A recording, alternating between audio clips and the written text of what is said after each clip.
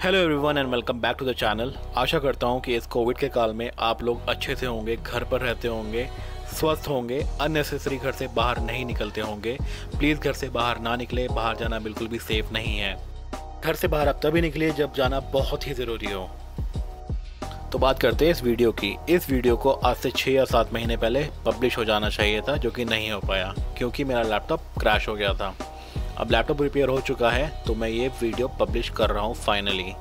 और इस वीडियो में मैं आपको लेके चलूँगा ways to wonder theme park. इसके बारे में मैं आपको थोड़ी जानकारी और दे देता हूँ। तो आज की वीडियो में मैं आपको लेके जा रहा हूँ ways to wonder theme park, जो कि बना है टोटली वेस्ट मटेरियल से। तो गाइज इस पार्क का थोड़ा सा बैकग्राउंड दे देता हूँ मैं आपको पहले। ये पार्क इनाग्रेट हुआ था 21 फेब 2019 को। इस पार्क को विज़िट करने का जो टाइम है वो सुबह 11 बजे से शाम के 11 बजे तक है। इस पार्क का जो टोटल ड्यूरेशन विज़िट का है वो अप्रॉक्सीमेटली 30 से 45 मिनट तक का है। इस पार्क में आने के लिए आपको टिकट लेनी पड़ेगी और टिकट की जो कॉस्ट है वो एज के ऊपर डिपेंड है। जैसे कि 3 साल तक के बच्चों का कोई चार्ज नहीं है, 4 से 12 साल तक 25 रुपये, 13 से 64 साल तक 50 रुपये और 65 एंड अबव फ्री, उसका कोई चार्ज नहीं है। तो गाइस जल्दी से टिकट ले लेते हैं और फिर एंट्री करते हैं और मैं आपको इस पार्क के बारे में और भी फैक्ट्स बताता हूँ।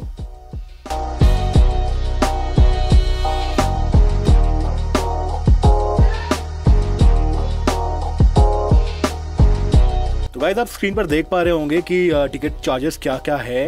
यहाँ पर ट्यूसडे टू सैटरडे के अलग चार्जेस है और संडे के अलग चार्जेस है। मंडे को ये क्लोज रहता है।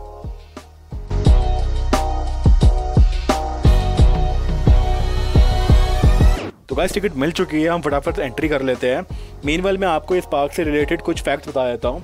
नंबर 1 कि ये पार्क वर्ल्ड का पहला थीम पार्क है जहाँ पर सारे 7 वंडर्स के रिप्लिका अवेलेबल है एज अ मिनिएचर फॉर्म। इस पार्क में आप Taj Mahal, Eiffel tower, leaning tower of Pisa, statue of liberty, Christ the Redeemer, great pyramid of Giza, Colosseum देख सकते हैं। जैसा कि मैंने आपको पहले बताया था कि 21 फरवरी 2019 को इस पार्क का इनॉग्रेशन हुआ था और सामने उसी की डिटेल्स लगी हुई है। तो चलिए आगे चलते हैं।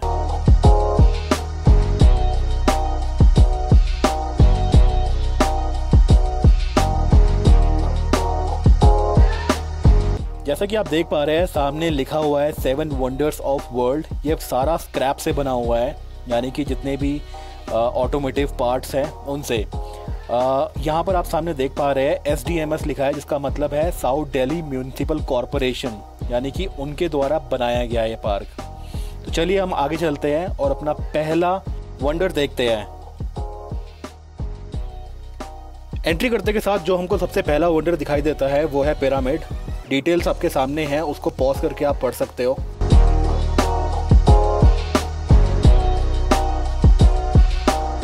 गीज़ा के पिरामिड का स्ट्रक्चर सबसे पुराने स्ट्रक्चर में से एक है और ये 7 अजूबों में सबसे पुराना है।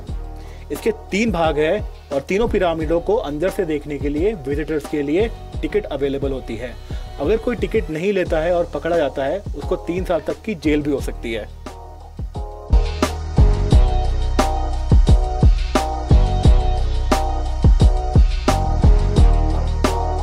जैसा कि आप देख पा रहे होंगे कि ये लोहे के एंगल से बना हुआ है। ये पूरा स्ट्रक्चर लोहे के एंगल से बना हुआ है जो स्क्रैप में था।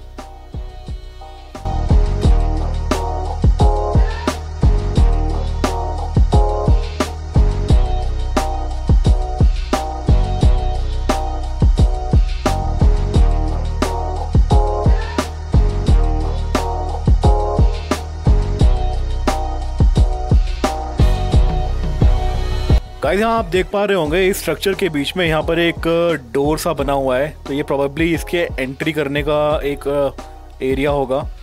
यहाँ पर शाम को लाइट जलती है तो मे बी लाइटनिंग के लिए यहाँ से एंट्री होती होगी।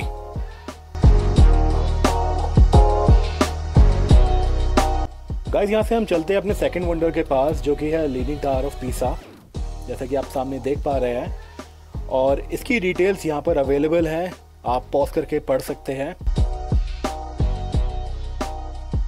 लीनिंग टावर ऑफ पीसा का कंस्ट्रक्शन लेट 11th सेंचुरी में स्टार्ट हुआ था और इसका जो कंप्लीशन हुआ था वो लेट 13th सेंचुरी में हुआ था। जब ये स्टार्ट हुआ था उस दौरान ही इसका झुकाव मिट्टी के नरम होने की वजह से, ज़मीन के नरम होने की वजह से एक तरफ झुकना शुरू हो गया था और जब तक ये ख़त्म हुआ तो काफ़ी झुक चुका था। 1990 में इसका जो झुकाव था वो 5.5 डिग्री तक पहुंच गया था। 1993 से 2001 के बीच में इसका रिपेयर का काम किया गया था और इसके झुकाव को लगभग 3.97 डिग्री तक कम कर दिया गया था।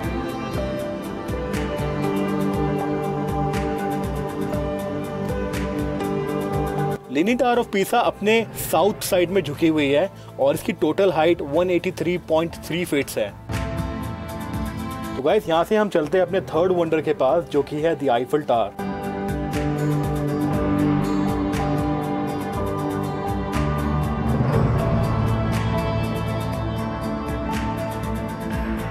आईफल टावर का निर्माण 1887 से 1889 के दौरान में किया गया था।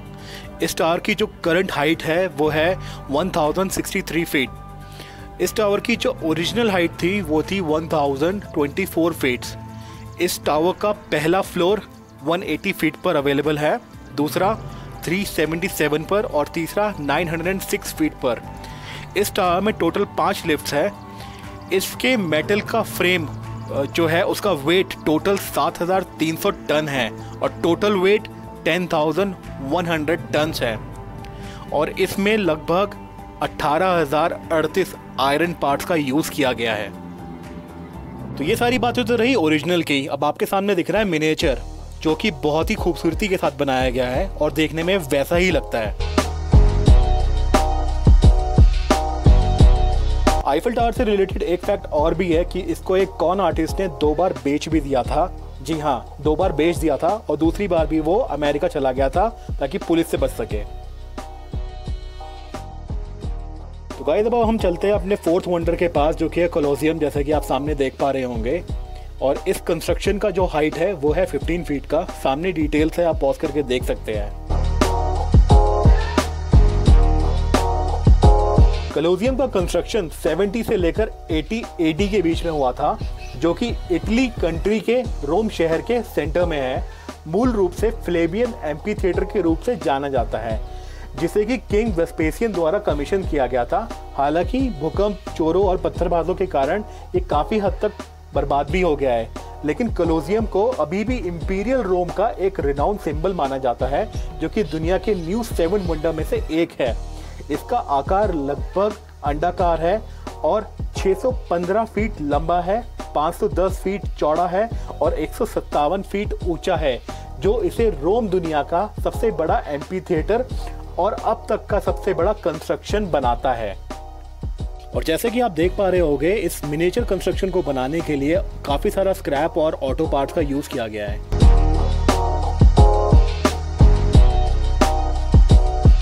और यहाँ से चलते हैं हम अपने 5वें वंडर के पास, जिसे किसी भी तरह की कोई इंट्रोडक्शन की ज़रूरत नहीं है। जी हाँ, हम पहुँच चुके हैं हमारे अपने ताजमहल के पास।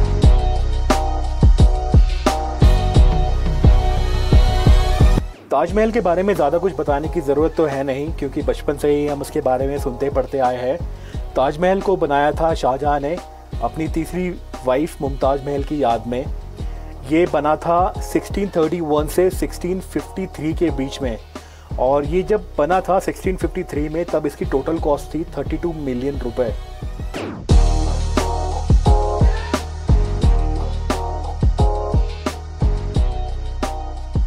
वैसे तो ताजमहल के बारे में बहुत सारे फैक्ट्स एंड फिगर्स अवेलेबल है, जिनको एक छोटी सी वीडियो में कवर करना पॉसिबल नहीं है। तो ज़्यादा टाइम ना देते हुए हम चलते हैं अपने छठे वंडर के पास, जो कि है क्राइस्ट द रिडीमर।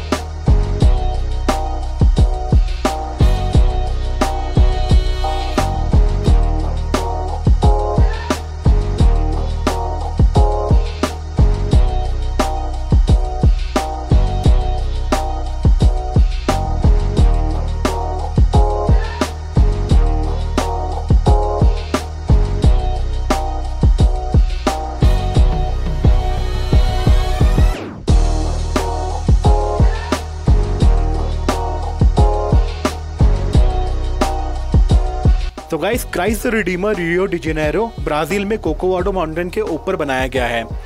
इसका कंस्ट्रक्शन 1931 में पूरा हुआ था। ईसा मसीह का ये सबसे बड़ा स्टैचू है, जिसकी हाइट 98 फीट है और फुट पेडिस्टल की हाइट 30 फीट है। Finger two finger stretch 92 feet wide है और इसका वेट 635 टन का है। और ये स्टैचू एक तरीके का रियो डी जेनेरियो की पहचान है। 1931 में ये स्टैचू $2.5 लाख में बनकर तैयार हुआ था। इस स्टैचू की ओपनिंग 12 अक्टूबर 1931 में कर दी गई थी।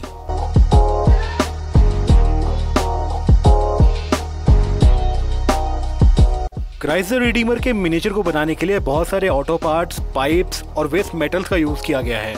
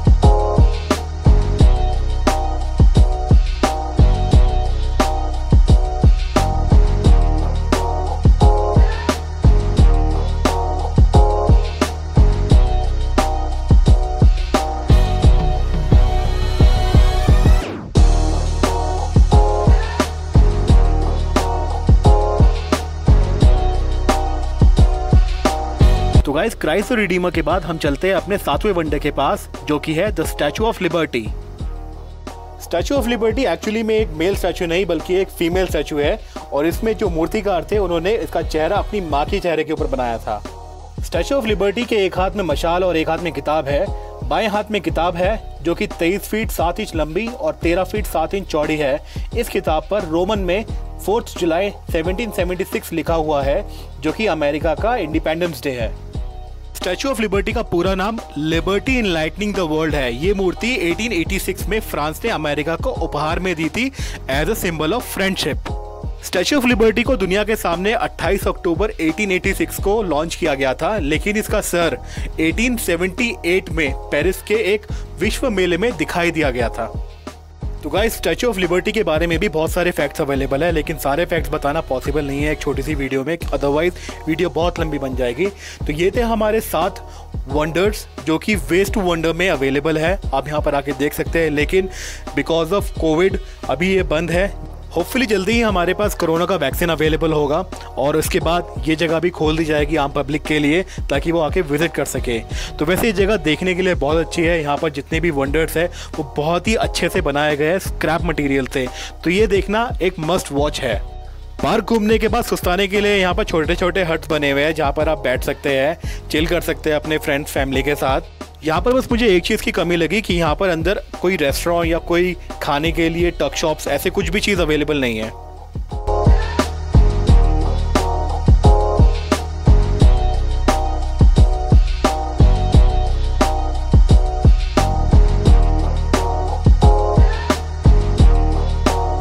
इस पार्क को घूमने का सबसे अच्छा टाइम गर्मियों में 6 बजे बाद का है, क्योंकि 6 बजे तक उजाला रहता है और 7 होते होते अंधेरा होना शुरू हो जाता है।